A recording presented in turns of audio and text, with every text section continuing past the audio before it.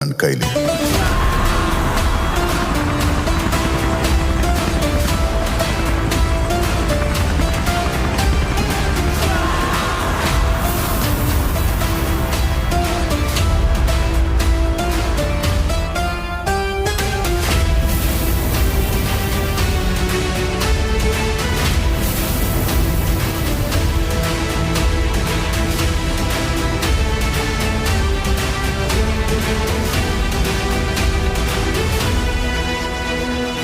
ಅವನನ್ನ KGF ಕಳಿಸಿದ್ದು ಗರುಡನ್ನು ಹೊಡೆಯೋದಕ್ಕೆ, ಆದ್ರೆ ಅವನು ಹೋಗಿದ್ದು KGF ನ ಆಳೋದಕ್ಕೆ.